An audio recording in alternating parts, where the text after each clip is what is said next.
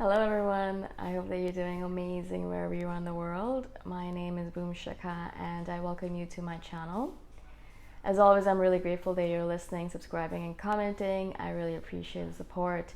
And if you have any questions about dating an INFJ or being an INFJ, then put it in the comments below and I'll try to do a video about it.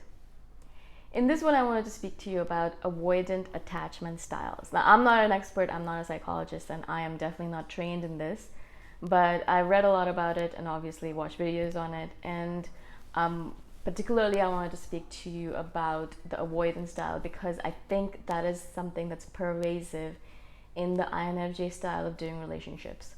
Now, I'm talking about an unhealthy INFJ or a developing INFJ, someone that's still a little bit immature and still kind of learning about themselves as an INFJ and growing into themselves as an INFJ, and hasn't really truly reached that point where they can have healthy, mature relationships. I believe that it takes an INFJ at least until their 30s to have a healthy relationship because it takes them that long to understand themselves, to believe in themselves, to believe in their intuition and their superpowers, and to love themselves. It takes us a while to get there because we have to get over a lot of hurdles. I would say that I'm in my almost in my 40s, 2 more years or a year and a half, and then I will be 40. And I know that even now, I have very much avoidant attachment styles when I get into a relationship, even if it's just with my family or if it's a friendship. I know that this is the tendency I have, so obviously I'm still working on it. Thankfully, I'm aware of it, and that's obviously the best step forward, right? Because if you're completely clueless about this and you're going about all relationships avoiding everyone and pretending to be cold and unemotional, then obviously that's not going to work out. So that's why I wanted to do this video, because if you are an INFJ and if you're noticing that you don't have a healthy relationship pattern, which is pretty common, I mean, it's okay, don't worry about it, you'll get there. Because a lot of INFJs do, and a lot of them will message me saying, I'm in my 50s and finally I have a really good relationship, healthy, and everything's perfect. And so it might take you 50 years to get there, but you will.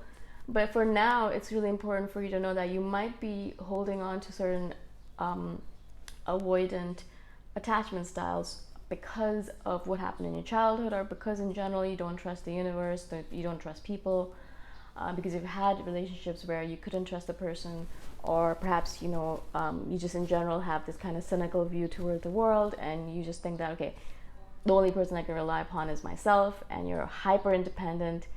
Again, it could be a trauma response to your childhood, whatever happens with your parents.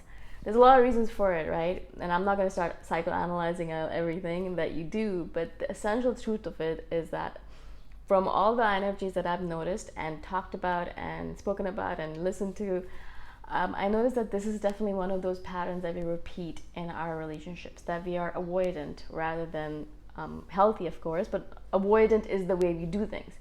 And it's a typical thing that, if we're afraid of being in a relationship, and if we're afraid of the person, or if we're afraid of intimacy, instead of actually, what other people would do, like talk about it and say, I like you, I think I like you, but I'm really scared of this relationship thing. So, can we just take it slow? Instead of doing that, what INFJs will do is either they'll run away and stop talking to the person. It happens so many times. I mean, I get messages from non-INFJs all the time saying, I was doing so well with this INFJ, it was going really well, the relationship was perfect, we were doing great, and all of a sudden they just disappeared. And it happens over and over and over again. They're mystified, and I don't know what to tell them, because I'm like, I understand, because obviously the INFJ got scared. Now, whatever they were scared of particularly, I don't know, but they were scared because it was getting to a point where the relationship was going to get serious.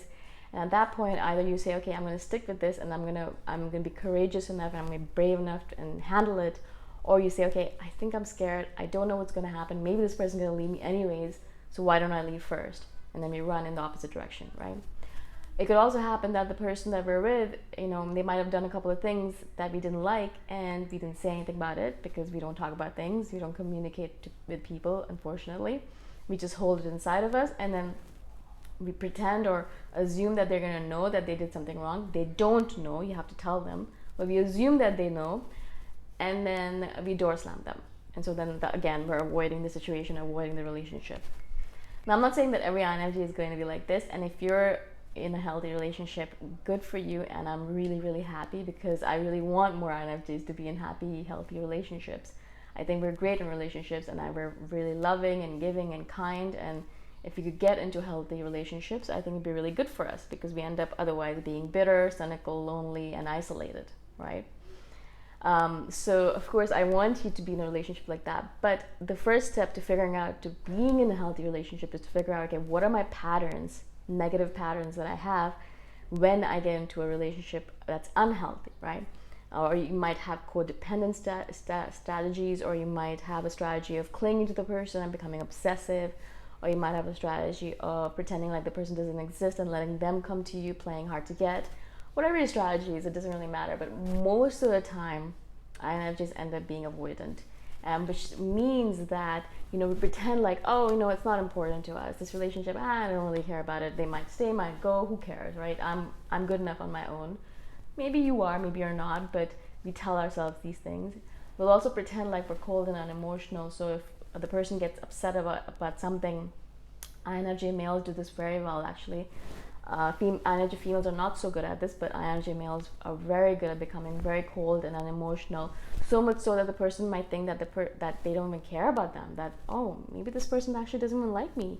I guess we're not in a good relationship that they care about me. I guess we should break up. And this is what happens a lot of times to INFJ males, is that the person will be like, well, he was very loving and kind at first, and then suddenly he changed and he was so cold, and I thought maybe he didn't like me anymore.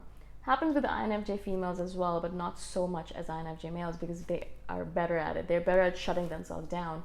Whereas INFJ females, a lot of times they will get weepy and cry and clingy and anxious. But a lot of times INFJ males are definitely just avoidant. They're like, I'm cold, I'm unemotional, I don't need you, you can go away at any time and I'll be totally fine, right? INFJ females can do pretty similar things as well. I know I've done this in the past.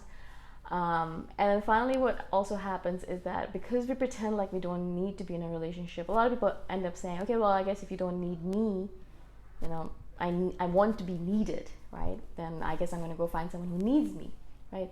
And that's why a lot of people are in a relationship as well. It can, yes, end up being codependent, but a lot of times people are in a relationship because they need the person and they want that other person to need them as well. It has to be a back and forth. But what happens with INFJs is if you don't give them that back and forth, we're like, well, yeah, I guess, it's nice that you're around, I like hanging out with you, but it doesn't matter if you're here or not. I'll be happy enough doing my projects and working on my things anyway. So the other person kind of thinks, oh, I guess they don't really care about me, and then they leave. Or they end up kind of like pushing a little bit and becoming a little clingy and wanting, kind of testing you to see, oh, if I become like this, if I leave, are they gonna be upset about it? If I stay and cling, what are they gonna do about it, kind of thing. Like, so there's kind of these games that happen because we're not honest about what's going on with us internally. It's interesting because this happens not only in partnerships and in intimate relationships, but also in familial relationships and friendships, right? And recently my sister was staying with me in Bali, and then she left to go back home to Toronto, to her home. And I was very, like I am always, cold and aloof, and she was leaving. I'm like, oh good, have a great trip, awesome, perfect. And I did a TikTok video after about how I was actually really feeling. I was like, oh my gosh, don't go, I really like hanging out with you, I don't want you to go, I like it, but I don't know, I'm happy that you're going because I can be alone again, but also I don't want you to go. And I kind of did this kind of TikTok video, and I sent it to her, and she's like, is this what you were really feeling like? You were not cold and aloof, like you were not happy that I was leaving, because it felt like you didn't even care. And it's kind of interesting to me because I was like, no, I actually do care. I was actually really upset that you're leaving. Of course, I'm happy to have my alone time, but I really was upset that you were going, and it would have been nice, like we really had fun together, and it would have been nice to have some more time together. And so it's really interesting to me because this is a person that knows me best out of all the different people in the world. Well, one of two people, I would say. And my sister, and there's another person, my friend, who knows me best, but she is supposedly supposed to know me best, right? Supposedly. And she still didn't get the fact that we are like this, that INFJs are like this, that I'm like this, that I don't show my emotions and I keep it all to myself. And even in such a strong, deep relationship as with my sister, she doesn't get it either, because they get used to the fact that we are cold and robotic sometimes with our emotions. And I mean, it's a defense mechanism, of course, right? I'm not saying that we do it because it's fun for us. No, we're doing it because we are protecting ourselves from whatever intimate relationship will bring us, because we've had a lot of hurt in the past, or we're trying to prevent hurt in the future, or both. And so, of course, it's a defense mechanism. It doesn't mean that it actually is a good defense mechanism, that it works, or that it's actually useful. In fact, a lot of times it's a terrible thing, because it keeps people away from us, and it doesn't allow our relationships to get deeper, which means that we always end up with superficial relationships, which is something that we hate as an INFJ, but then we end up doing it to ourselves, right? So I wanted to share this with you because, of course, I've been observing myself in this madness for the last, 10 years that I've been in relationships or going in and out of it, and with my family. And at first I'd always blame them, because I'd like, it's your fault, you don't understand me. Then I understood that they can't understand me because, first of all, I don't explain myself, but also it's very hard to understand a person who doesn't show their emotions, out in the surface, and then pretends like they're cold and aloof all the time. So you have to really either explain it to them or send them TikTok videos or communicate, talk to them about it, and of course talk to yourself about it, journal, and try to figure out what is your tendency and how do you repeat yourself in a relationship over and over again.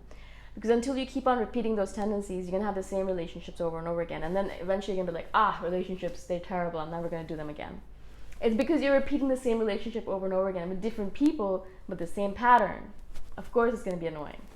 So then once you figure out, okay, I'm an avoidant attachment style, or I'm an anxious avoidant attachment style, or whatever you're fearful avoidant, whatever it is for you, then you can start using that information and start building up a relationship that is free of all of these encumberments, right? It's free of all these chains, and you can start building a relationship that's healthier, and over time, as healthy as possible, right? It's never going to be perfect, but it can get there, I'm sure. Because I know lots of INFJs who are in healthy relationships, long-term healthy relationships. It's not impossible for us. It's just that we have to start, building from the foundation, standing from where we are right now, and learning about that, and then building from there, right? Because we're not just going to end up in a healthy relationship automatically, automagically, right? It has to happen with work. It'll take a little bit of work. This is something I guess a lot of us don't want to do as INFJs. Very long video already, but hopefully this is helpful, and let me know what you think about it. Let me know what your attachment style is, and how did you figure that out, and all of that. I'd love to hear from you. And again, I'm really grateful for your support. I will see you the next time around. Bye.